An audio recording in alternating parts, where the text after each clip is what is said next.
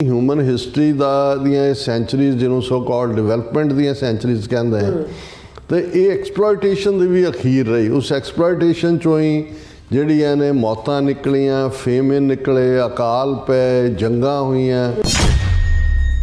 ਦੁਨੀਆ ਦੇ ਹਰ ਖਿੱਤੇ ਦੇ ਲੋਕਾਂ ਨੂੰ, ਹਰ ਨਸਲ, ਮਜ਼ਹਬ, ਐਂਟੀਟੀ ਦੇ ਲੋਕਾਂ ਨੂੰ ਜਸਟਿਸ ਨਹੀਂ ਮਿਲਦਾ, ਉਹਨਾਂ ਦੇ ਨਾਲ ਧੱਕਾ ਹੁੰਦਾ ਹੈ ਜਾਂ ਉਹਨਾਂ ਦੇ ਰਿਸੋਰਸ ਲੁੱਟਣ ਦੇ ਲਈ ਅਸੀਂ ਆਰਟੀਫਿਸ਼ੀਅਲ ਵਾਰਸ ਕ੍ਰੀਏਟ ਕਰਦੇ ਹਾਂ। ਬਹੁਤ ਸਾਰੇ ਚੈਲੰਜਸ ਨੇ, ਜਿਵੇਂ ਟੁਵਰਡਸ ਦਾ ਐਂਡ ਦਸੰਬਰ ਦੇ ਵਿੱਚ ਗੋਬਰ ਆਰੀਆ ਜਿਹੜਾ ਉਹਨਾਂ ਦਾ ਅਨਆਫੀਸ਼ੀਅਲ ਸਪੋਕਸਮੈਨ ਹੈ RSS ਔਰ ਹਿੰਦੂਤਵੀ ਤਾਕਤਾਂ ਦਾ, ਉਹਨੇ ਸਿੱਖਾਂ ਨੂੰ ਰਵਾਂਡਾ ਮਾਡਲ ਯਾਦ ਕਰਵਾਇਆ। ਵਰ੍ਹਾ 2024 ਨੇ ਜਿਵੇਂ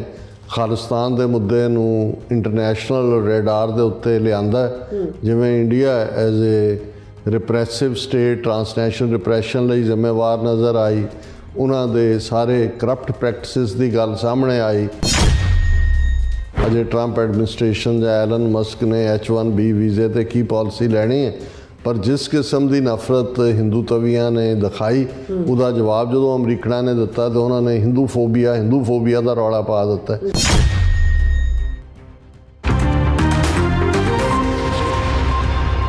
ਵਾਹਿਗੁਰੂ ਜੀ ਕਾ ਖਾਲਸਾ, ਵਾਹਿਗੁਰੂ ਜੀ ਕੀ ਫਤਿਹ। ਅਸਲਾਮ ਵਾਲੇਕਮ, ਅਦਾਬਰਤ। ਮੈਂ ਤੁਹਾਡੀ ਹੋਸਟ ਨੀਲਮ ਕੌਰ ਤੇ ਮੈਂ ਟੀਵੀ 'ਚ ਸਾਰੇ ਦਰਸ਼ਕਾਂ ਤੇ ਸਰੋਤਿਆਂ ਨੂੰ ਜੀ ਆਇਆਂ ਕਹਿੰਦੀਆਂ ਪ੍ਰੋਗਰਾਮ ਸੱਚਾ ਸੱਚ ਵਿੱਚ, ਜਿਹੜੇ ਇਸ ਪ੍ਰੋਗਰਾਮ ਨਾਲ ਦੇਸ਼ਾਂ ਵਿਦੇਸ਼ਾਂ ਤੋਂ ਜੁੜ ਚੁੱਕੇ ਨੇ। ਖਾਲਸਾ ਨਫੇਰ ਸੈਂਟਰ ਦੇ ਸੰਚਾਲਕ ਡਾਕਟਰ ਅਮਰਜੀਤ ਸਿੰਘ ਸਟੂਡੀਓ 'ਚ ਮੇਰੇ ਨਾਲ ਸ਼ਾਮਲ ਨੇ। ਉਹਨਾਂ ਨਾਲ ਗੱਲਬਾਤ ਕਰਕੇ ਅੱਜ ਦਾ ਉਹਨਾਂ ਤੋਂ ਉਹਨਾਂ ਦਾ ਤਜ਼ੀਆ ਜਾਣਦੇ ਹਾਂ। ਜੀ ਡਾਕਟਰ ਸਾਹਿਬ, ਵਾਹਿਗੁਰੂ ਜੀ ਕਾ ਖਾਲਸਾ, ਵਾਹਿਗੁਰੂ ਜੀ ਕੀ ਫਤਿਹ। ਹਾਂਜੀ ਨੀਲਮ ਕੌਰ ਜੀ, ਤੁਹਾਨੂੰ ਵੀ ਤੇ ਦੁਨੀਆ ਭਰ 'ਚ ਬੈਠੇ ਸਾਡੇ ਬਹੁਤ ਹੀ ਪਿਆਰੇ, ਸੋਹਣੇ, ਸਿਆਣੇ TV 84 ਦੇ ਦਰਸ਼ਕਾਂ ਨੂੰ ਵੀ ਵਾਹਿਗੁਰੂ ਜੀ ਕਾ ਖਾਲਸਾ, ਵਾਹਿਗੁਰੂ ਜੀ ਕੀ ਫਤਿਹ। ਸਾਡੇ ਬਹੁਤ ਹੀ ਪਿਆਰੇ ਮੁਸਲਮਾਨ ਭੈਣਾਂ ਭਰਾਵਾਂ ਨੂੰ ਅਸਲਾਮ ਵਾਲੇਕਮ। ਗੰਗਾ ਜਮਨੀ ਤਹਿਜ਼ੀਬ ਦੇ ਹਿੰਦੂ ਤਵੀਆਂ ਨੂੰ ਨਮੋ ਨਮੇ। ਜੀ ਰਾਜ ਸਾਹਿਬ, ਜੀਆਂ ਨੂੰ ਪ੍ਰੋਗਰਾਮ ਸੱਚਾ ਸੱਚ ਵਿੱਚ ਬਹੁਤ ਮਿਹਰਬਾਨੀ। ਜੀ ਰਾਜ ਸਾਹਿਬ, ਅੱਜ 2 ਜਨਵਰੀ 2025 ਦੀ ਪੋ ਨਾਨਕਸ਼ਾਹੀ ਸੰਮਤ 556 ਦਾ ਦਿਨ ਹੈ ਤੇ ਰਾਜ ਸਾਹਿਬ ਪ੍ਰੋਗਰਾਮ ਸ਼ੁਰੂ ਕਰਨ ਤੋਂ ਪਹਿਲਾਂ ਅਸੀਂ ਦਰਸ਼ਕਾਂ ਦੇ ਸਰੋਤਿਆਂ ਨੂੰ ਹਮੇਸ਼ਾ ਤਰ੍ਹਾਂ ਦੱਸਦੀ ਵੀਅਰਸ, ਜੇ ਤੁਸੀਂ ਹੱਕ, ਸੱਚ, ਇਨਸਾਫ ਤੇ ਪਿਆਰਾ ਦਿਨ ਦਾ ਇੱਕੋ ਇੱਕ ਚੈਨਲ TV 84 ਨੂੰ ਦੇਖਣਾ ਚਾਹੁੰਦੇ ਹੋ ਤਾਂ ਤੁਸੀਂ ਦੇਖ ਸਕਦੇ ਹੋ Spectrum cable, RCN cable, Webcom Canada, roku, Jadoo box, ਸ਼ਾਵਾ, ਫੇਸਬੁੱਕ TV 84 ਦੀ ਐਪ ਰਾਹੀਂ online streaming and IP box ਤੇ ਤੁਸੀਂ TV 84 ਨੂੰ ਦੇਖ ਸਕਦੇ ਹੋ। ਵੀਅਰਸ, ਜੇ ਤੁਸੀਂ TV 84 ਦਾ ਪ੍ਰੋਗਰਾਮ ਸੱਚੋ ਸੱਚ ਨਾਲ ਫੇਸਬੁੱਕ ਰਾਹੀਂ ਜੁੜੇ ਹੋ ਤਾਂ ਇਸ ਲਾਈਕ ਕਰੋ ਤੇ ਸ਼ੇਅਰ ਕਰੋ ਅਤੇ ਨਾਲ ਹੀ ਸ਼ੇਅਰ ਤੇ ਸਬਸਕ੍ਰਾਈਬ ਵੀ ਕਰੋ। ਇਹ ਵੀ ਦੱਸੋ ਕਿ ਤੁਸੀਂ TV 84 ਦੀ ਐਪ ਨੂੰ ਐਂਡਰੋਇਡ ਅਤੇ ਐਪ ਸਟੋਰ ਤੇ ਡਾਊਨਲੋਡ ਕਰਕੇ ਜੋ TV 84 ਦੀ ਲਾਈਵ ਸਟ੍ਰੀਮ ਹੈ ਇਸ ਨੂੰ ਤੁਸੀਂ 24 ਆਵਰਸ ਦੇਖ ਸਕਦੇ ਹੋ। ਸੋ ਵੀਅਰਸ, ਪ੍ਰੋਗਰਾਮ ਦੀ ਸ਼ੁਰੂਆਤ ਕਰਾਂਗੇ ਅੱਜ ਦੀ ਸਪਾਂਸਰਸ਼ਿਪ ਦੇ ਵਾਲੇ ਨਾਲ ਕਿ ਅੱਜ ਦੇ ਪ੍ਰੋਗਰਾਮ ਸੱਚੋ ਸੱਚ ਨੂੰ ਸਪਾਂਸਰ ਕੀਤਾ ਗਿਆ ਹੈ ਵਰਜੀਨੀਆ ਤੋਂ ਸਰਦਾਰ ਸ਼ਮਸ਼ੇਰ ਸਿੰਘ ਜੀ ਵੱਲੋਂ। ਸੋ ਇਹਨਾਂ ਨੇ TV 84 ਦੀ ਚੜ੍ਹਦੀ ਕਲਾ ਤੇ ਖਾਲਸਾ ਦੀ ਪ੍ਰਾਪਤੀ ਦੀ ਅਰਦਾਸ ਕੀਤੀ ਹੈ। ਸੋ ਅੱਜ ਦੀ ਸਪਾਂਸਰਸ਼ਿਪ ਲਈ ਅਸੀਂ ਸਰਦਾਰ ਸ਼ਮਸ਼ੇਰ ਸਿੰਘ ਜੀ ਦਾ ਤਹਿ ਤੰਦੂਰ ਧੰਨਵਾਦ ਕਰਦੇ ਹਾਂ ਔਰ ਤੁਹਾਨੂੰ ਵੀ ਅਪੀਲ ਤੇ ਬੇਨਤੀ ਕਰਦੇ ਹਾਂ ਕਿ ਤੁਸੀਂ ਪ੍ਰੋਗਰਾਮ ਸੱਚੋ ਸੱਚ ਨੂੰ ਵੱਧ ਸਪਾਂਸਰ ਕਰੋ। ਸਪਾਂਸਰਸ਼ਿਪ ਲਈ ਤੁਸੀਂ ਸਾਨੂੰ ਕਾਲ ਕਰ ਸਕਦੇ ਹੋ ਸਾਡੇ ਫੋਨ ਨੰਬਰ ਤੇ 5166191984 ਸੇਮ ਨੰਬਰ ਤੇ WhatsApp ਕਰ ਸਕਦੇ ਹੋ ਤੇ ਸਾਨੂੰ ਈਮੇਲ ਵੀ ਕਰ ਸਕਦੇ ਹੋ info@tv ਤੇ। ਸੋ ਵੀਅਰਸ, ਜਿਸ ਤਰ੍ਹਾਂ ਕਿ ਨਵੇਂ ਸਾਲ ਦੀ ਜਿਹੜੀ ਹੈ ਆਰੰਭਤਾ ਹੋ ਚੁੱਕੀ ਹੈ ਔਰ ਅਸੀਂ ਤੁਹਾਨੂੰ ਵਿਸ਼ ਵੀ ਕਰਕੇ ਗਏ ਸੀ ਔਰ ਤੁਹਾਡਾ ਜਿਹੜਾ ਨਵਾਂ ਸਾਲ ਹੈ ਉਹ ਬਹੁਤ ਹੀ ਵਧੀਆ ਜਿਹੜਾ ਚੜਿਆ ਹੋਵੇਗਾ ਔਰ ਅਸੀਂ ਤੁਹਾਨੂੰ ਨਵੇਂ ਸਾਲ ਦੀਆਂ ਬਹੁਤ ਜਿਹੜੀਆਂ ਨੇ ਮੁਬਾਰਕਾਂ ਦਿੰਦੇ ਆ। ਔਰ ਆਪਾਂ ਜੋ ਅਮਰੀਕਾ ਦੇ ਹਵਾਲੇ ਨਾਲ ਗੱਲਬਾਤ ਕਰਨ ਜਾ ਰਹੇ ਹਾਂ ਨਵੇਂ ਸਾਲ ਦੇ ਹਵਾਲੇ ਨਾਲ, ਕਿ ਜਿਹੜੇ ਅਮਰੀਕਾ ਦੀ ਜਿਹੜੇ ਨਵੇਂ ਸਾਲ ਦੀ ਜਿਹੜੀ ਆਰੰਭਤਾ ਹੈ 3 ਵੱਡੀਆਂ ਮੇਜਰ ਜਿਹੜੀਆਂ ਨੇ ਜਿਹਨੂੰ ਕਹ ਲਓ ਕਿ ਹਿੰਸਕ ਘਟਨਾਵਾਂ ਨਾਲ ਜਿਹੜੀ ਸ਼ੁਰੂਆਤ ਹੋਈ ਹੈ ਨਵੇਂ ਸਾਲ ਦੀ ਅਮਰੀਕਾ ਦੀ, ਕਿ ਜਿਸ ਵਿੱਚ ਬੇਗੁਨਾਹ ਲੋਕਾਂ ਦੇ ਮਾਰੇ ਜਾਣ ਤੇ ਸਾਨੂੰ ਬਹੁਤ ਹੀ ਅਫਸੋਸ ਹੈ। ਸੋ ਵਰ੍ਹਾ 2025 ਸੰਸਾਰ ਪੱਧਰ ਤੇ ਕਿਹੋ ਜਿਹਾ ਹੋਵੇਗਾ ਇਸ ਬਾਰੇ ਪੰਛੀ ਜਾਤ ਬਾਰਾਂਗੇ ਔਰ ਨਾਲ ਹੀ ਸਿੱਖ ਕੌਮ ਦੀਆਂ ਜਿਹੜੀਆਂ ਸਿਆਸੀ ਉਮੰਗਾਂ ਜਿਹੜੀਆਂ ਕੋਈ ਠੋਸ ਸ਼ਕਲ ਅਖਤਿਆਰ ਕਰ ਸਕਦੀਆਂ ਨੇ ਇਸ ਬਾਰੇ ਆਪਾਂ ਗੱਲਬਾਤ ਕਰਨ ਜਾ ਰਹੇ ਹਾਂ। ਸੋ ਅਸੀਂ ਚਾਹਾਂਗੇ ਕਿ ਤੁਸੀਂ ਇਸੇ ਤਰ੍ਹਾਂ ਬਣੇ ਰਹਿਣਾ, ਦੇਖਣ ਸੁਣਨ ਤੁਹਾਡਾ ਸਾਹਿਬ ਦਾ ਬਹੁਤ ਧੰਨਵਾਦ। ਜੀ ਰਾਜ ਸਾਹਿਬ, ਕੀ ਕਹਿਣਾ ਚਾਹੋਗੇ? ਨਵੇਂ ਸਾਲ ਦੀਆਂ ਤੁਹਾਨੂੰ ਬਹੁਤ ਵਧਾਈਆਂ। ਤੁਹਾਨੂੰ ਵੀ ਔਰ ਸਾਡੇ ਸਾਰੇ ਦਰਸ਼ਕਾਂ ਨੂੰ ਵੀ ਨਵਾਂ ਵਰ੍ਹਾ, ਨਵਾਂ ਦਿਨ, ਨਵਾਂ ਪ੍ਰੋਗਰਾਮ। ਬਿਲਕੁਲ 2025 ਅਜੇ ਲਿਖਿਆ 2024 ਜਾਂਦਾ ਇਹਨੂੰ ਵੀ ਕਹਿੰਦੇ ਨੇ ਵੀ ਆਦਤਾਂ ਨਹੀਂ ਜਾਂਦੀਆਂ ਆਸਾਨੀ ਨਾਲ, ਪਰ 2025 ਵੀ ਆ ਜਾਏਗਾ ਜੀ ਔਰ ਇਹ ਵਕਤ ਦਾ ਗੇੜ ਹੈ, ਤੁਰਿਆ ਜਾਂਦਾ ਹੈ। ਔਰ ਜਿਵੇਂ ਇੱਕ ਡਰ ਵੀ ਸੀ ਕਿਉਂਕਿ ਜਿਸ ਬੈਕਗਰਾਉਂਡ ਦੇ ਵਿੱਚ ਦੁਨੀਆ ਦੇ ਵਿੱਚ ਇਸ ਵੇਲੇ ਅਸੀਂ ਬੈਠੇ ਹਾਂ, ਉਹ ਯੂਕਰੇਨ ਹੋਏ, ਮਿਡਲ ਈਸਟ ਹੋਏ, ਬਰਮਾ ਹੋਏ ਜਾਂ ਸਾਡੇ ਖਿੱਤਾ ਹੋਏ, ਕਿ 2025 ਦੀ ਬਿਗਨਿੰਗ 'ਚ ਅਟੈਂਸ਼ਨ ਗ੍ਰੈਬ ਕਰਨ ਦੇ ਲਈ ਕੀ ਹੋ ਸਕਦਾ ਹੈ। ਉਹ ਅਮਰੀਕਾ ਦੇ ਵਿੱਚ ਹੀ ਦੁਖਦ 3 ਘਟਨਾਵਾਂ ਵਾਪਰੀਆਂ। ਪਰ ਉਹਨਾਂ ਦੀ ਗੱਲ ਕਰਨ ਤੋਂ ਪਹਿਲਾਂ ਅਸੀਂ ਇਸ ਵਰ੍ਹੇ ਦੇ ਪਹਿਲੇ ਪ੍ਰੋਗਰਾਮ ਨੂੰ ਸਪਾਂਸਰ ਕਰਨ ਲਈ ਵੀਰ ਸ਼ਮਸ਼ੇਰ ਸਿੰਘ ਫੇਅਰਫੈਕਸ ਵਰਜੀਨੀਆ, ਉਹਨਾਂ ਦਾ ਸ਼ੁਕਰੀਆ ਅਦਾ ਕਰਦੇ ਹਾਂ। ਅੱਛਾ, ਇਹ ਇੰਜੀਨੀਅਰ ਨੇ ਕਿੱਤੇ ਵਜੋਂ ਸਾਡੇ ਨਾਲ 1990 ਦੇ ਸ਼ੁਰੂ ਤੋਂ ਹੀ ਜੁੜੇ ਹੋਏ ਨੇ। ਜਜ਼ਬਾਤੀ ਭਾਵਕ ਪਹੁੰਚ ਹੈ ਜ਼ਿੰਦਗੀ ਪ੍ਰਤੀ ਵੀ ਔਰ ਕਾਜ਼ ਪ੍ਰਤੀ ਵੀ, ਪਰ ਸਿੰਸੈਰਿਟੀ ਦੇ ਨਾਲ ਕੌਮ ਲਈ ਜਿਹੜਾ ਹੈ ਉਹ ਖੜੇ ਨੇ। ਬਿਲਕੁਲ। ਔਰ ਇਹਨਾਂ ਨੇ ਜਿੱਥੇ ਨਵਨੀਤ ਸਿੰਘ ਕਾਦੀਆਂ ਜਿਹੜੇ ਇੱਕ ਸਾਡੇ ਯੋਧੇ ਹੋਏ ਨੇ, ਉਹਨਾਂ ਦੇ ਨਾਲ ਇਕੱਠੇ ਇੰਜੀਨੀਅਰਿੰਗ ਕਾਲਜ ਦੇ ਵਿੱਚ ਪੜ੍ਹਨ ਦਾ ਵੀ ਇਹਨਾਂ ਦਾ ਸਬੱਬ ਰਿਹਾ। ਔਰ ਨਾਲ ਦੀ ਨਾਲ ਇਹਨਾਂ ਨੇ ਖੁਦ ਉਸ ਸਾਰੇ ਦੌਰ ਨੂੰ ਦੇਖਿਆ ਹੋਇਆ ਹੈ। ਔਰ ਇਸ ਲਈ ਜਿਹੜੇ ਉਸ ਪੀਰੀਅਡ ਦੇ ਵਿੱਚ ਇਹ ਠੀਕ ਹੈ ਕਿ ਬਹੁਤ ਸਾਰੇ ਐਸੇ ਵੀ ਨੇ ਜਿਨ੍ਹਾਂ ਨੂੰ ਭੁੱਲ ਭੱਲ ਗਿਆ, ਜਿੱਥੋਂ ਅਮਰੀਕਾ ਔਰ ਬਾਹਰਲੇ ਮੁਲਕਾਂ ਦੀ ਜ਼ਿੰਦਗੀ ਚਕਾਚੌਂਦ ਨੇ ਉਹਨਾਂ ਨੂੰ ਕੌਜ਼ ਤੋਂ ਦੂਰ ਕਰ ਦਿੱਤਾ। ਪਰ ਕੁਛ ਉਹ ਜਿਹੜੇ ਪਰਿਵਾਰਕ ਜ਼ਿੰਮੇਵਾਰੀਆਂ ਜਾਂ ਕਾਰੋਬਾਰੀ ਸਿਲਸਿਲੇ ਜਾਂ ਨੌਕਰੀਆਂ ਕਰਨ ਦੇ ਬਾਵਜੂਦ ਉਹਨਾਂ ਦਾ ਜਿਹੜਾ ਸਬੰਧ ਹੈ ਉਹ ਮੂਵਮੈਂਟ ਦੇ ਉਹਨਾਂ ਦਿਨਾਂ ਨਾਲੋਂ ਟੁੱਟਿਆ ਨਹੀਂ ਜਜ਼ਬਾਤੀ ਤੌਰ 'ਤੇ। ਔਰ ਉਹ ਹਮੇਸ਼ਾ ਤਵੱਕੋ ਕਰਦੇ ਨੇ ਕਿ ਉਹ ਵੱਧ ਤੋਂ ਵੱਧ ਕੁਛ ਕਰ ਸਕਣ। ਸਾਡੇ ਨਾਲ ਸਮੁੱਚੇ ਪਰਿਵਾਰ ਦੀ ਇੱਕ ਨਿੱਜੀ ਸਾਂਝ ਵੀ ਹੈ ਔਰ ਹਮੇਸ਼ਾ ਆਵਾਜ਼ ਦੇਣ ਦੀ ਲੋੜ ਹੁੰਦੀ ਹੈ, ਇਹ ਹਾਜ਼ਰ ਹੁੰਦੇ ਨੇ। ਅਸੀਂ ਇਹਨਾਂ ਦਾ ਬਹੁਤ ਬਹੁਤ ਸ਼ੁਕਰੀਆ ਅਦਾ ਕਰਦੇ ਹਾਂ। ਬੇਸ਼ੱਕ ਜਿਵੇਂ ਅਸੀਂ ਲਾਸਟ ਪ੍ਰੋਗਰਾਮ ਦੇ ਵਿੱਚ ਕਿਹਾ ਸੀ ਕਿ ਦੇਸ਼ ਤੇ ਕਾਲ, ਟਾਈਮ ਐਂਡ ਸਪੇਸ, ਇਹਦੀ ਵੰਡ ਅਸੀਂ ਕੀਤੀ ਹੋਈ ਹੈ। ਔਰ ਉਹਦੇ 'ਚੋਂ ਹੀ ਜਦੋਂ ਅਸੀਂ ਗ੍ਰੀਗੋਰੀਅਨ ਕੈਲੰਡਰ ਜਿਸ ਦਾ 2025ਵਾਂ ਵਰ੍ਹਾ ਸ਼ੁਰੂ ਹੋਇਆ ਉਸ ਦੀ ਗੱਲ ਕੀਤੀ। ਇਹ ਡਿਵੀਜ਼ਨਸ ਅੱਡ-ਅੱਡ ਖਿੱਤਿਆਂ ਦੇ ਵਿੱਚ ਅੱਡ-ਅੱਡ ਸਮਿਆਂ 'ਚ ਜਿਨ੍ਹਾਂ ਦੀ ਡੋਮੀਨੈਂਸ ਰਹੀ ਉਹਨਾਂ ਦੇ ਮੁਤਾਬਕ ਹੁੰਦੀ ਰਹੀ। ਲੇਕਿਨ ਜਦੋਂ ਤੋਂ 2-3-4 ਸਦੀਆਂ ਤੋਂ ਯੂਰਪੀਅਨ ਪਾਵਰਸ ਹਾਵੀ ਹੋਈਆਂ, ਇੰਡਸਟਰੀਲਾਈਜ਼ ਹੋਣਾ ਸ਼ੁਰੂ ਹੋਇਆ ਯੂਰਪ ਪਹਿਲਾਂ, ਫਿਰ ਉਹਨਾਂ ਨੇ ਹੌਲੀ ਹੌਲੀ ਸਾਰੇ ਪਾਸੇ ਫੈਲ ਕੇ ਜਿਹੜੀਆਂ ਕਾਲੋਨੀਜ਼ ਬਣਾਈਆਂ, ਦੁਨੀਆ ਨੂੰ ਆਪਣੇ ਚੁੰਗਲ ਦੇ ਵਿੱਚ ਫਸਾਇਆ। ਔਰ ਫਿਰ ਉਹੀ ਕੁਛ, ਉਹੀ ਆਦਤਾਂ, ਉਹੀ ਪਹਿਰਾਵਾ, ਖਾਣ ਪਾਣ, ਬਹੁਤ ਕੁਛ ਜਿਹੜਾ ਹੈ, ਜਦੋਂ ਅਸੀਂ ਕਿਸੇ ਸਿਵਲਾਈਜੇਸ਼ਨ ਦੀ ਤਬਦੀਲੀ ਦੀ ਗੱਲ ਕਰਦੇ ਹਾਂ ਔਰ ਅਸੀਂ ਇਹ ਕਹਿੰਦੇ ਹਾਂ ਕਿ ਭਾਈ ਜਿਨ੍ਹਾਂ ਦਾ ਰਾਜ ਹੁੰਦਾ ਉਹਨਾਂ ਦੇ ਸੰਨ ਚੱਲਦੇ ਨੇ, ਜਿਹਦਾ ਰਾਜ ਸ਼ੁਰੂ ਹੁੰਦਾ ਉਹ ਪਹਿਲਾਂ ਆਪਣਾ ਸਿੱਕਾ ਚਲਾਉਂਦਾ ਹੈ, ਸਿੱਕੇ ਦੇ ਉੱਤੇ ਉਹਦਾ ਜਿਹੜਾ ਉਹ ਨਾਂ ਹੁੰਦਾ, ਫਿਰ ਉਹਦੇ ਨਾਲ ਜੁੜਿਆ ਹੋਇਆ ਜਿਹੜਾ ਟਾਈਟਲ ਹੁੰਦਾ। ਜਿਵੇਂ ਤੁਸੀਂ ਭਾਰਤ ਦੇ ਵਿੱਚ ਵੀ ਮਹਾਨ ਤੋਂ ਲੈ ਕੇ ਔਰ ਔਰੰਗਜ਼ੇਬ ਤੱਕ, ਔਰੰਗਜ਼ੇਬ ਵੀ ਉਹਦਾ ਨਾਂ ਨਹੀਂ ਹੈ, ਇਹ ਟਾਈਟਲ ਹੈ ਕਿ ਭਾਈ ਕਿਵੇਂ ਜਿਹੜਾ ਹੈ ਉਹ ਆਪਣੇ ਨਵੇਂ ਨਾਂ ਜਾਂ ਨਵੇਂ ਜਿਹੜੇ ਨੇ ਉਹ ਟਾਈਟਲ ਲੈ ਕੇ ਰਾਜਗੱਦੀ 'ਤੇ ਬੈਠਦੇ ਸੀ। ਔਰ ਫਿਰ ਝੰਡਾ, ਕਿਹਦਾ ਝੰਡਾ ਚੜ੍ਹਨਾ। ਸੋ ਇਹ ਸਾਰੇ ਪਾਰਟ ਰਹੇ ਨੇ। ਲੇਕਿਨ ਹੁਣ ਜਦੋਂ ਕਿ ਅਸੀਂ ਸਮੁੱਚੇ ਸੰਸਾਰ ਦੇ ਵਿੱਚ ਇਸ ਨੂੰ ਇੱਕ ਪਿੰਡ ਵਾਂਗ ਦੇਖਦੇ ਹਾਂ ਕਿ ਇੱਕ ਥਾਂ ਦੀ ਘਟਨਾ ਦੂਜੀ ਥਾਂ ਪ੍ਰਭਾਵਿਤ ਕਰਦੀ ਹੈ ਔਰ ਕਿਵੇਂ ਘਟਨਾ ਕਿਤੇ ਵਾਪਰ ਰਹੀ ਹੁੰਦੀ ਹੈ, ਬਦਲਾ ਕਿਤੇ ਲਿਆ ਜਾ ਰਿਹਾ ਹੁੰਦਾ ਹੈ, ਦੋਸ਼ੀ ਕੋਈ ਹੁੰਦੇ ਨੇ ਲੇਕਿਨ ਉਸ ਦਾ ਸ਼ਿਕਾਰ ਨਿਰਦੋਸ਼ਾਂ ਨੂੰ ਬਣਾਇਆ ਜਾਂਦਾ ਹੈ। ਹਾਲਾਂਕਿ FBI ਵੱਲੋਂ ਪਹਿਲਾਂ ਹੀ ਅਮਰੀਕਾ ਦੇ ਵਿੱਚ ਹਾਈ ਅਲਰਟ ਸੀ, ਖਾਸ ਤੌਰ 'ਤੇ ਜੋ ਕੁਛ ਮਿਡਲ ਈਸਟ ਦੇ ਵਿੱਚ ਚੱਲ ਰਿਹਾ, ਇਜ਼ਰਾਈਲ ਔਰ ਹਮਾਸ ਦੀ ਟੱਕਰ ਦੇ ਨਾਲ ਜਿਹੜੀ ਇਹ ਸ਼ੁਰੂਆਤ ਅਕਤੂਬਰ 2023 ਦੇ ਵਿੱਚ, ਜਦੋਂ ਕਿ ਹਮਾਸ ਨੇ ਲਗਭਗ 1200 ਦੇ ਕਰੀਬ ਇਜ਼ਰਾਈਲੀਆਂ ਨੂੰ ਮਾਰਿਆ, 200-300 ਨੂੰ ਕਿਡਨੈਪ ਕੀਤਾ ਔਰ ਫਿਰ ਫੁੱਲ ਸਕੇਲ ਇਜ਼ਰਾਈਲ ਦੀ ਹੌਸਟਿਲਿਟੀ ਜਿਸ ਦੀ ਚਪੇਟ ਦੇ ਵਿੱਚ ਅਸੀਂ ਦੇਖ ਰਹੇ ਹਾਂ ਕਿ ਭਾਈ ਨਾਲ ਲੱਗਦੇ ਮੁਲਕ ਵੀ, ਲਬਨਾਨ ਵੀ, ਯਮਨ ਵੀ, ਸੀਰੀਆ ਦਾ ਇੱਕ ਹਿੱਸਾ ਵੀ, ਇਹ ਸਾਰੇ ਜਿਹੜੇ ਨੇ ਉਸ ਦਾ ਸ਼ਿਕਾਰ ਨੇ।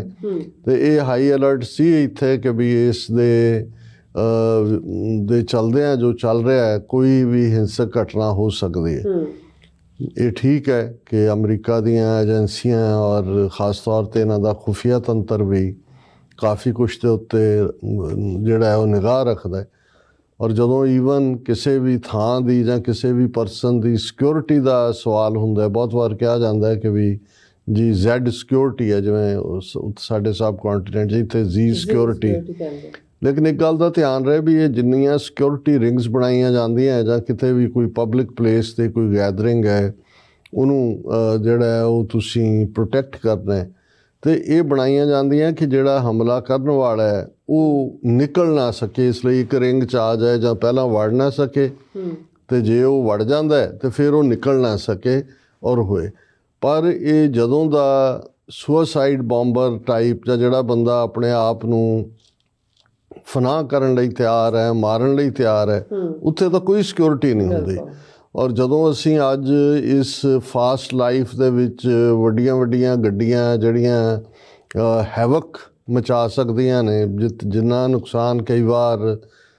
ਤੋਪ ਦੇ ਵੱਡੀਆਂ ਦੇ ਗੋਲੇ ਜਾਂ ਦੂਜੇ ਉਹ ਵੀ ਟਿਕਾਣੇ 'ਤੇ ਲੱਗਦਾ ਸੀ ਅਤੇ ਉਸ ਥਾਂ ਨੂੰ ਹੀ ਕਰਦਾ ਸੀ, ਲੇਕਿਨ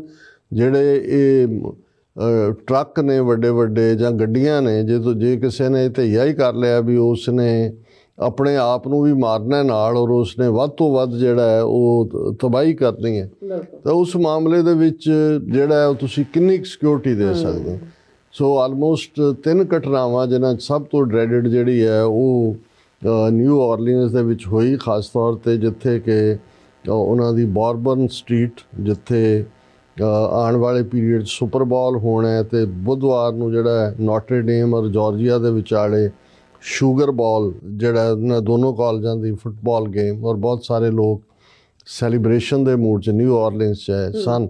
ਔਰ ਜਿਹੜੀ ਘਟਨਾ ਦਾ ਵੇਰਵਾ ਹੁਣ ਤੱਕ ਸਾਹਮਣੇ ਆਇਆ ਉਸ ਦੇ ਵਿੱਚ ਇੱਕ ਸ਼ਮਸ਼ੂਦੀਨ ਜਾਬਰ ਜਾਂ ਜਬਾਰ ਨਾਂ ਦਾ US ਸਿਟੀਜ਼ਨ ਹੈ ਟੈਕਸਾਸ ਤੋਂ,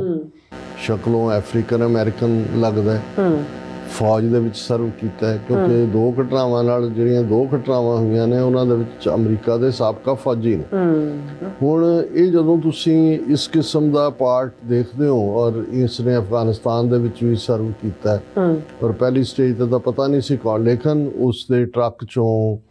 ਬਲੈਕ ਝੰਡਾ ਇਸਲਾਮਿਕ ਸਟੇਟ ਦਾ ਮਿਲਿਆ। ਬਾਅਦ ਦੇ ਵਿੱਚ ਜਦੋਂ ਹੁਣ ਫਰਦਰ ਇਨਵੈਸਟੀਗੇਸ਼ਨ ਹੋਈ ਹੈ ਅਤੇ ਆਲਮੋਸਟ 4-5 ਵੀਡੀਓਜ਼ ਜਿਹੜੀਆਂ ਉਹਨੇ ਪੋਸਟ ਕੀਤੀਆਂ ਪਿਛਲੇ ਕੁਛ ਦਿਨਾਂ 'ਚ ਕਿ ਉਹ ਬਦਲਾ ਲੈਣਾ ਚਾਹੁੰਦਾ ਹੈ, ਔਰ ਇਹ ਜਿਹੜਾ ਕਨਫਲਿਕਟ ਹੈ ਮਿਡਲ ਈਸਟ ਦਾ ਹਮਾਸ ਔਰ ਇਜ਼ਰਾਈਲ ਦੇ ਵਿਚਾਲੇ ਉਹਦੇ 'ਚ ਜੋ ਚੱਲ ਰਿਹਾ ਉਹਨੂੰ ਲੈ ਕੇ। ਸੋ ਇਸ ਘਟਨਾ ਦੇ ਵਿੱਚ ਉਹਨੇ ਟਰੱਕ ਲੈ ਕੇ ਉਹ ਆਮ ਲੋਕਾਂ ਦੇ ਉੱਤੇ ਜਾ ਚੜ੍ਹਿਆ। ਨਤੀਜੇ ਵਜੋਂ ਜਿਹੜੀਆਂ 14 ਦੇ ਕਰੀਬ ਮੌਤਾਂ ਨੇ ਔਰ ਦਰਜਨਾਂ ਲੋਕ ਜਿਹੜੇ ਨੇ ਉਹ ਜ਼ਖਮੀ ਨੇ, ਔਰ ਉਹ ਵੀ ਮਾਰਿਆ ਗਿਆ ਕਿਉਂਕਿ ਹਾਲਾਂਕਿ ਉਸਨੇ ਪੂਰੀ ਜਿਹਨੂੰ ਬੁਲਟ ਪ੍ਰੂਫ ਜੈਕਟ ਔਰ ਦੂਸਰਾ ਤੀਸਰਾ ਪਾਇਆ ਹੋਇਆ ਸੀ। ਔਰ ਇਹ ਘਟਨਾ ਨੇ ਜਿਹੜਾ ਨਿਊ ਈਅਰ ਦੇ ਉੱਤੇ ਜਿੱਥੇ ਬਹੁਤ ਸਾਰੀ ਥਾਂ ਸੈਲੀਬ੍ਰੇਸ਼ਨ ਔਰ ਦੂਜਾ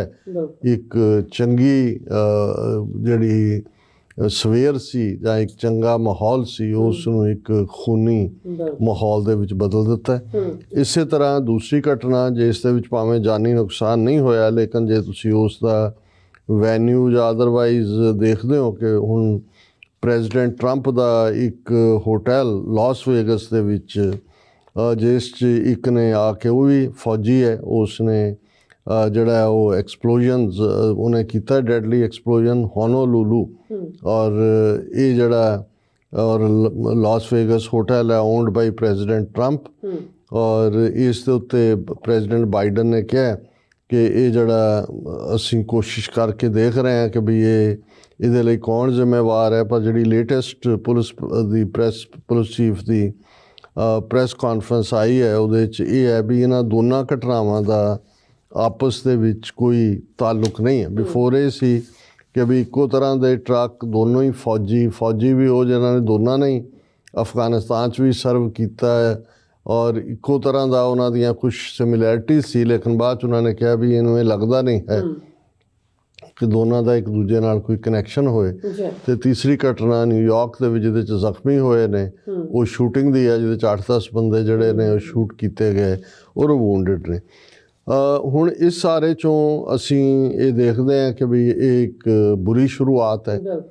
ਔਰ ਇਹ ਇੱਕ ਮੈਂਟਲ ਸਿਕਨੈਸ ਦਾ ਲੈਵਲ ਵੀ ਹੈ, ਕਿਉਂਕਿ ਹਾਲਾਂ ਅਜੇ 3 ਦਿਨ ਪਹਿਲਾਂ ਇੱਕ ਜਿਹੜਾ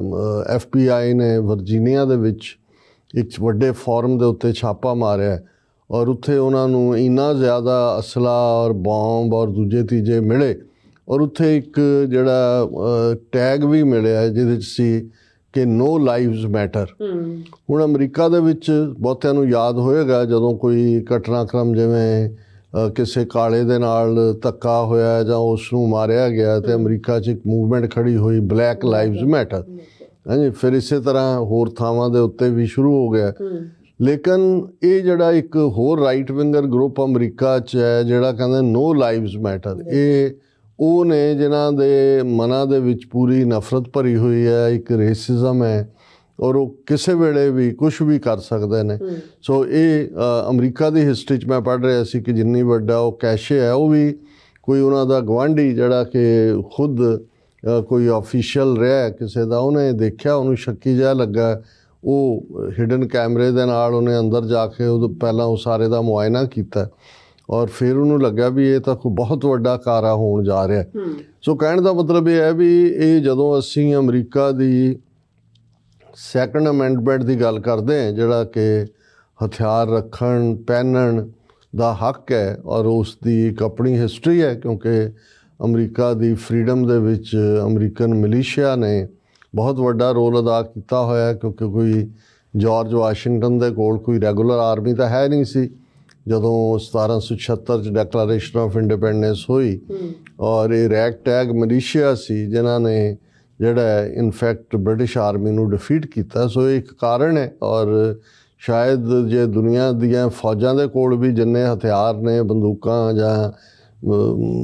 AK-47 ਜਾਂ ਦੂਜੀਆਂ ਤੀਜੀਆਂ ਤਾਂ ਸੈਮੀ ਆਟੋਮੈਟਿਕ ਕਿੰਨੇ ਲੈਵਲ ਦੇ ਤੋਪਾਂ ਤੇ ਨੇੜੇ ਤੱਕ ਪਹੁੰਚਣ ਦਾ ਤੇ ਸਾਰੇ ਦੁਨੀਆ ਦੇ ਇਕੱਠੇ ਕਰ ਲਏ ਜਾਣ ਹਥਿਆਰ ਉਹਦੇ ਨਾਲੋਂ ਜ਼ਿਆਦਾ ਅਮਰੀਕਨ ਲੋਕਾਂ ਕੋਲ ਨੇ।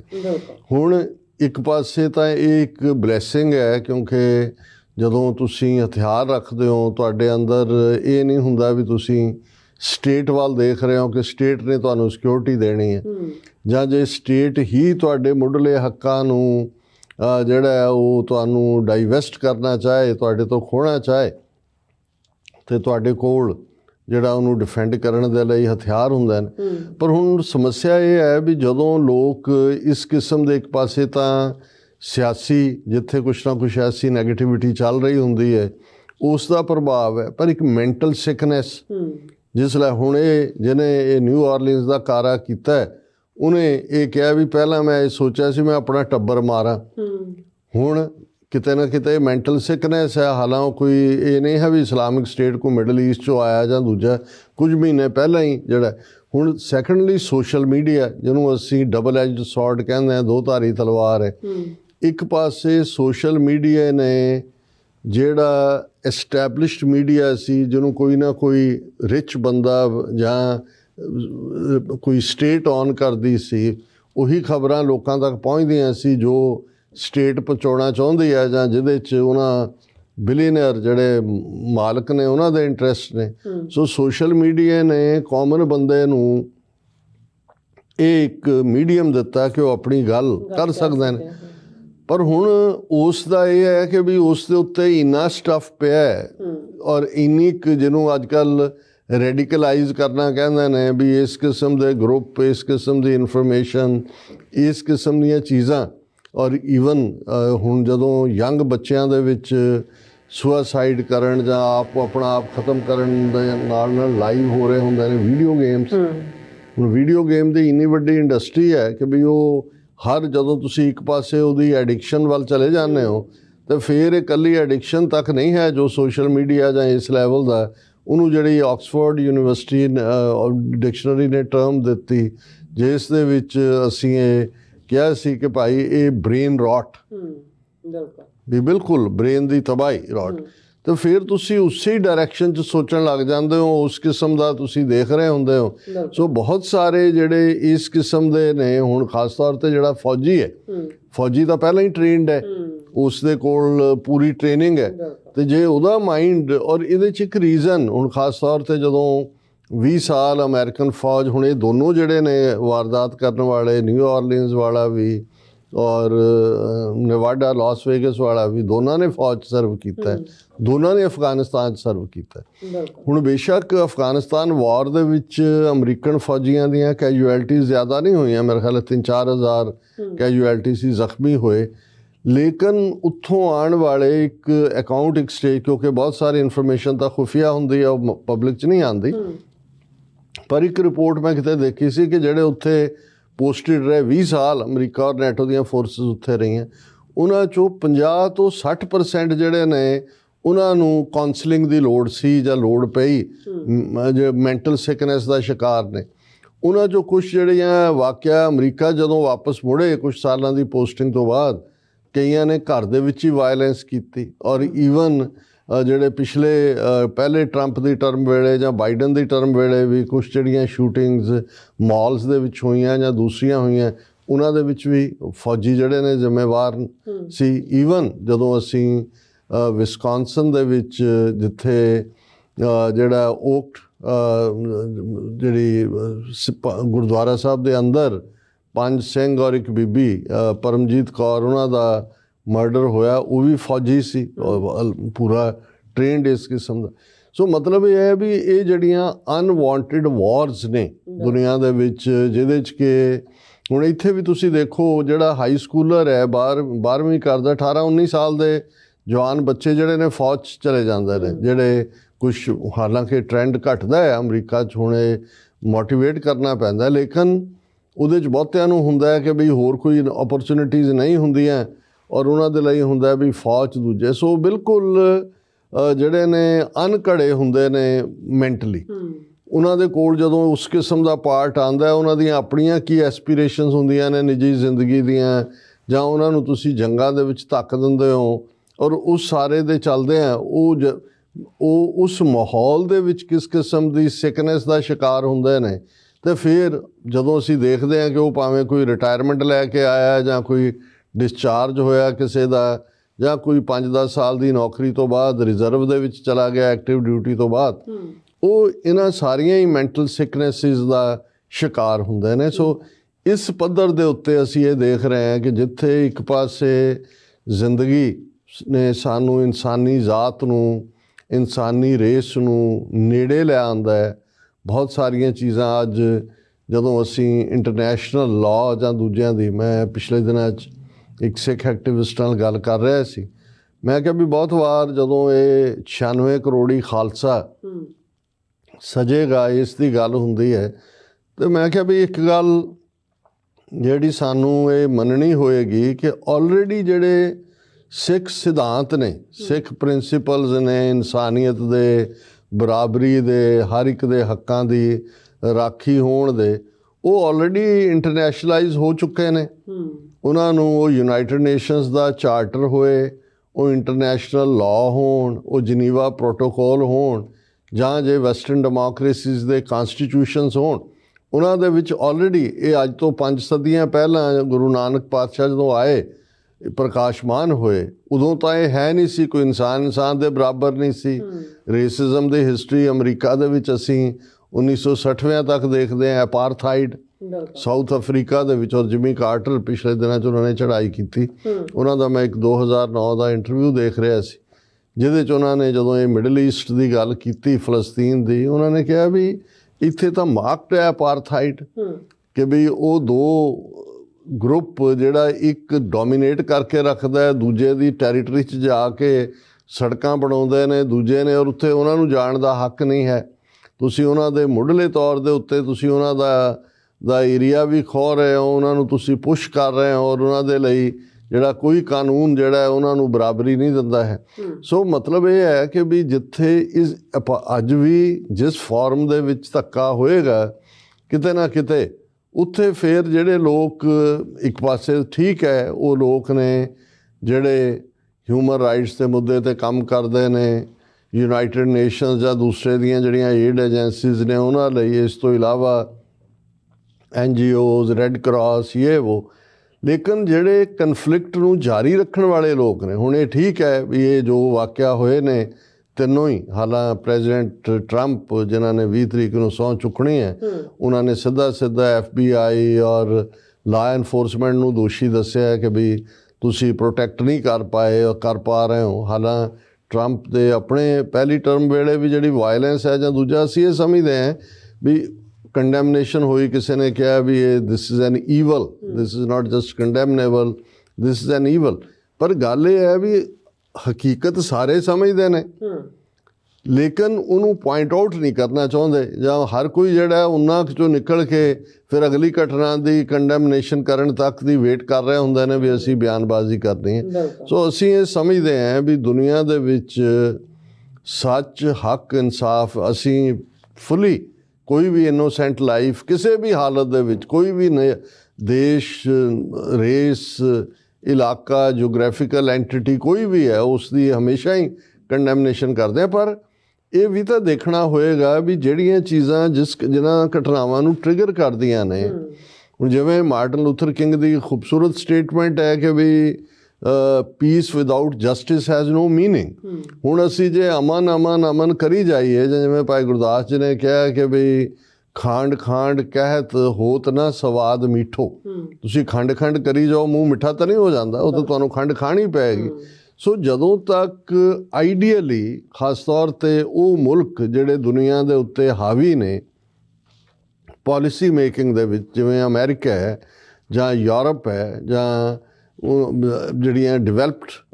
ਕੰਟਰੀਜ਼ ਨੇ, ਆਪਣੇ ਆਪ ਨੂੰ ਡਿਵੈਲਪਡ ਕਹਿੰਦੇ ਨੇ, ਡਿਵੈਲਪਡ, ਅੰਡਰ ਡਿਵੈਲਪਡ, ਅਨਡਿਵੈਲਪਡ ਜਾਂ ਫਿਰ ਥਰਡ ਵਰਲਡ, ਇਹ ਅੱਡ ਕੈਟਾਗਰੀਆਂ ਇਹਨਾਂ ਹੀ ਬਣਾਈਆਂ ਹੋਈਆਂ ਨੇ।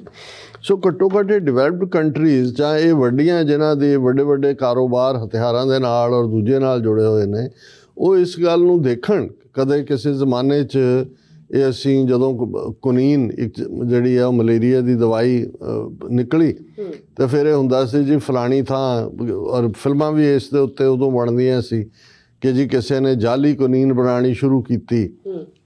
ਬੜੇ ਪੈਸੇ ਬਣਾਏ, ਔਰ ਉਹ ਬਾਹਰ ਕਿਤੇ ਦੌਰੇ 'ਤੇ ਚਲਾ ਗਿਆ, ਉਹਦੇ ਆਪਣੇ ਮੁੰਡੇ ਨੂੰ ਜਿਹੜਾ ਉਹ ਮਲੇਰੀਆ ਹੋਇਆ ਅਤੇ ਉਹਦੀ ਘਰ ਵਾਲੀ ਨੇ ਉਹੀ ਜਿਹੜੀ ਦਵਾਈ ਜਾ ਕੇ ਦੁਕਾਨ ਤੋਂ ਲਿਆਂਦੀ ਔਰ ਉਹਦੀ ਅਲਟੀਮੇਟਲੀ ਡੈਥ ਹੋ ਗਈ ਕਿਉਂਕਿ ਉਹ ਜਾਲੀ ਸੀ। ਸੋ ਮਤਲਬ ਇਸ ਕਿਸਮ ਦੇ ਲਈ ਸਬਕ ਹੁੰਦਾ ਸੀ ਕਿ ਵੀ ਜਿਹੜੀ ਚੀਜ਼ ਤੁਸੀਂ ਕਿਸੇ ਦੇ ਲਈ ਕਰ ਰਹੇ ਹੋ, ਉਹ ਅਲਟੀਮੇਟਲੀ ਤੁਹਾਨੂੰ ਕਦੋਂ ਆ ਕੇ ਉਹਦਾ ਸ਼ਿਕਾਰ ਬਣਾ ਦੇ। ਸੋ ਅਸੀਂ ਸਮਝਦੇ ਹਾਂ ਵੀ ਹੁਣ ਜਿਹੜੇ ਲੋਕ ਭੀੜਾਂ 'ਚ ਖੜੇ ਨੇ, ਕੌਣ ਹੈ? ਅਸੀਂ ਵੀ ਹੋ ਸਕਦੇ ਹਾਂ, ਕੋਈ ਵੀ ਹੋ, ਸਾਡੇ ਬੱਚਾ ਬੱਚੀ, ਭੈਣ ਭਰਾ, ਕੋਈ ਵੀ ਹੋ ਸਕਦਾ। ਸੋ ਇਸ ਗੱਲ ਵੱਲ ਘੱਟੋ ਘੱਟ ਬੇਸ਼ੱਕ ਇੱਕ ਮਾੜੀ ਸ਼ੁਰੂਆਤ ਹੈ ਵਰ੍ਹਾ 2025 ਦੀ ਅਮਰੀਕਾ ਦੇ ਵਿੱਚ, ਲੇਕਿਨ ਅਸੀਂ ਤਾਂ ਇਹ ਕਾਮਨਾ ਹੀ ਕਰ ਸਕਦੇ ਹਾਂ ਕਿ ਭਾਈ ਇਹ ਸਾਰੇ ਜਿਨ੍ਹਾਂ ਦੇ ਕੋਲ ਸਾਧਨ ਨੇ ਔਰ ਦੂਸਰੇ ਨੇ, ਠੀਕ ਹੈ, ਤਰੱਕੀ ਬਹੁਤ ਵੱਡੀ ਗੱਲ ਹੈ, ਔਰ ਅਸੀਂ ਉਸ ਦੇ ਥੱਲੇ ਅਮਰੀਕਾ ਦੀ ਇਕੋਨਮੀ ਇਸ ਪੀਰੀਅਡ 'ਚ ਹੁਣ $23 ਟ੍ਰਿਲੀਅਨ ਤੋਂ ਆਲਮੋਸਟ $29 ਟ੍ਰਿਲੀਅਨ 'ਤੇ ਚਲੀ ਗਈ ਹੈ। ਇਸ ਵਰ੍ਹੇ ਦੇ ਵਿੱਚ ਜਿੰਨੀ ਭਾਰਤ ਦੀ 3-3.5 ਟ੍ਰਿਲੀਅਨ ਦੀ ਆ, ਉਹਦੇ ਤੋਂ 1.5 ਗੁਣਾ ਜ਼ਿਆਦਾ ਅਮਰੀਕਾ ਨੇ ਇੱਕ ਸਾਲ 'ਚ ਆਪਣੀ ਐਡ ਕੀਤੀ ਹੈ। ਅਸੀਂ ਇਸ ਮੁਲਕ 'ਚ ਰਹਿੰਦੇ ਹਾਂ, ਇੱਥੋਂ ਦੀਆਂ ਸੁੱਖ ਸੁਵਿਧਾਵਾਂ ਮਾਣਦੇ ਹਾਂ, ਪਰ ਅਸੀਂ ਇਹ ਸਮਝਦੇ ਹਾਂ ਵੀ ਅਲਟੀਮੇਟਲੀ ਜੇ ਦੁਨੀਆ ਇੱਕ ਗਲੋਬਲ ਵਿਲੇਜ ਹੈ ਤਾਂ ਫਿਰ ਸਭ ਕੁਝ ਸਾਂਝੇ ਤੌਰ 'ਤੇ ਜੁੜਿਆ ਹੋਇਆ ਹੈ। ਜਦੋਂ ਤੱਕ ਦੁਨੀਆ ਦੇ ਹਰ ਖਿੱਤੇ ਦੇ ਲੋਕਾਂ ਨੂੰ, ਹਰ ਨਸਲ, ਮਜ਼ਹਬ, ਐਂਟੀਟੀ ਦੇ ਲੋਕਾਂ ਨੂੰ ਜਸਟਿਸ ਨਹੀਂ ਮਿਲਦਾ, ਉਹਨਾਂ ਦੇ ਨਾਲ ਧੱਕਾ ਹੁੰਦਾ ਹੈ ਜਾਂ ਉਹਨਾਂ ਦੇ ਰਿਸੋਰਸ ਲੁੱਟਣ ਦੇ ਲਈ ਅਸੀਂ ਆਰਟੀਫਿਸ਼ੀਅਲ ਵਾਰਸ ਕ੍ਰੀਏਟ ਕਰਦੇ ਹਾਂ। ਕਿੰਨੀਆਂ ਵੱਡੀਆਂ ਕੰਪਨੀਆਂ ਨੇ ਜਾਂ ਵੱਡੇ ਅਦਾਰੇ ਨੇ ਜਿਨ੍ਹਾਂ ਨੇ ਆਪਣੀਆਂ ਪ੍ਰਾਈਵੇਟ ਫੌਜਾਂ ਬਣਾਈਆਂ ਹੋਈਆਂ, ਖਾਸ ਤੌਰ 'ਤੇ ਅਫਰੀਕਨ ਕੰਟੀਨੈਂਟ ਦੇ ਵਿੱਚ, ਜਿੱਥੇ ਕਿਤੇ ਸੀਅਰਾ ਲਿਓਨ ਜਾਂ ਦੂਜੇ ਜਿੱਥੋਂ ਕਿਤੇ ਹੀਰੇ ਨਿਕਲਦੇ ਨੇ, ਜਦੋਂ ਉਹਨਾਂ 'ਤੇ ਕਿਵੇਂ ਕਾਬੂ ਕਰਦੇ ਨੇ। ਸੋ ਇਹ ਜਦੋਂ ਅਸੀਂ ਹਿਊਮਨ ਹਿਸਟਰੀ ਦੀਆਂ ਇਹ ਸੈਂਚਰੀਜ਼, ਜਿਹਨੂੰ ਸੋ ਕਾਲਡ ਡਿਵੈਲਪਮੈਂਟ ਦੀਆਂ ਸੈਂਚਰੀਜ਼ ਕਹਿੰਦੇ ਹੈ, ਅਤੇ ਇਹ ਐਕਸਪਲੋਇਟੇਸ਼ਨ ਦੀ ਵੀ ਅਖੀਰ ਰਹੀ। ਉਸ ਐਕਸਪਲੋਇਟੇਸ਼ਨ 'ਚੋਂ ਹੀ ਜਿਹੜੀਆਂ ਨੇ ਮੌਤਾਂ ਨਿਕਲੀਆਂ, ਫੇਮਿਨ ਨਿਕਲੇ, ਅਕਾਲ ਪਏ, ਜੰਗਾਂ ਹੋਈਆਂ, ਔਰ ਕਿਸ ਲੈਵਲ 'ਤੇ ਜਾ ਕੇ ਜਿਹੜੀ ਹੈ ਤਬਾਹੀ ਹੋਈ। ਅਤੇ ਅੱਜ ਜਦੋਂ ਅਸੀਂ ਵਰ੍ਹਾ 2025 ਦੀ ਗੱਲ ਕਰ ਰਹੇ ਤਾਂ ਅਸੀਂ ਇਹ ਹੋਪ ਕਰਦੇ ਹਾਂ, ਹਾਲਾਂ ਅਸੀਂ ਪਿਛਲੇ ਪ੍ਰੋਗਰਾਮਾਂ 'ਚ ਵੀ ਇਹ ਜਿਹੜੇ ਕਨਫਲਿਕਟ ਚੱਲ ਰਹੇ ਨੇ ਇਹਨਾਂ ਦੇ ਅੱਗੇ ਵਧਣ ਦੀ ਗੱਲ ਵੀ ਕੀਤੀ, ਔਰ ਇਸ ਲਿਹਾਜ਼ ਦੇ ਨਾਲ ਸਿੱਖ ਕੌਮ ਦੇ ਹਵਾਲੇ ਨਾਲ ਵੀ ਅਸੀਂ ਇਹ ਹੋਪ ਕਰਦੇ ਹਾਂ। ਅਸੀਂ ਇੱਕ ਪਾਸੇ ਜਿਨ੍ਹਾਂ ਮੁਲਕਾਂ ਦੀ ਗੱਲ ਅਸੀਂ ਕਰ ਰਹੇ ਹਾਂ ਕਿ ਭਾਈ ਇਹ ਡਿਵੈਲਪਡ ਕੰਟਰੀਜ਼ ਨੇ, ਡੈਮੋਕਰੇਸੀਜ਼ ਨੇ,